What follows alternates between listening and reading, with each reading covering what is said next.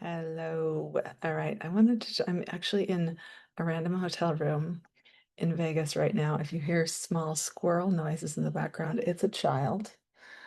I'm not sure if these AirPods are filtering out small squirrel noises. I'm in Las Vegas, which is insane. My kids have a basketball tournament, so I was forced to come here in August. It is a bit of a hellscape, a bit of a hell realm, a bit of a hungry ghost realm. But we're doing it. This is what you do. I wanted to talk a little bit about Riding Across the DharmaBridge, which is this program that I am leading starting in a very short period of time.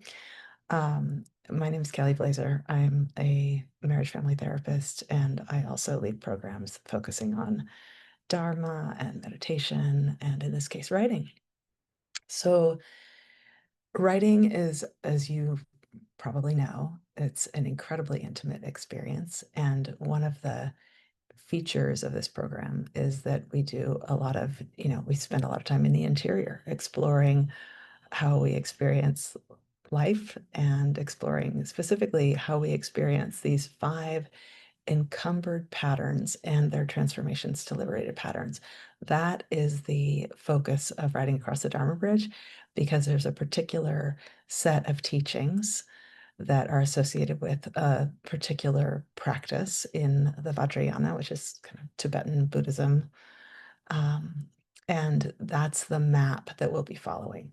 So that, I call it map, it's a set of teachings, explores how to kind of interpret these particular encumbered patterns, as they're called, which are rooted in the poisons, according to Buddhism, this ignorance of our own true nature, anger, pride and insecurity. It's underlying the underlying feature of pride is insecurity, craving and urgency or ambition, or kind of speedy, clingy ambition. So how to interpret those 5 encumbered patterns as as essentially the underside of liberated patterns or the portals into liberated patterns. So it's an incredibly illuminating set of teachings, and we will explore them partially through meditation, partially through kind of the intimacy with the interior state that we get through meditation, but also partially through writing.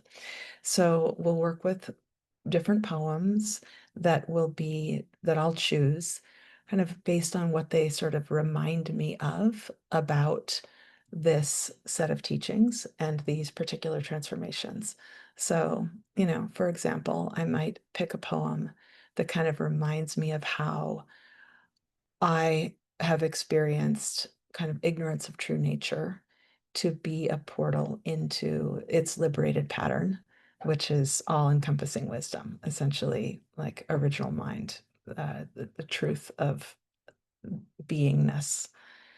And I usually tell a little story about, why I chose the poem, what I feel like it links to, and then we all will write about it. So, as I said earlier, writing is an incredibly intimate process. And so we get to know our own minds, we get to know our conditioning, and we get access to original mind and kind of a deeper understanding of who we really are underneath all the conditioned patterning that shows up. So I hope you'll join me. It's a different sort of a program than I usually lead because it's very kind of deeply focused on one set of teachings. And some of my programs are kind of more widely ranging, like really looking into a much broader understanding of the Dharma. So there's something about the precision of the focus here that really helps to unlock a new way of viewing the world through one particular lens. And if that feels helpful to you right now, I hope that you'll come. It there's a I'll send another video next week that kind of lays out the 5 encumbrances with some visual aids so you can kind of get a handle on it better if you're not quite sure.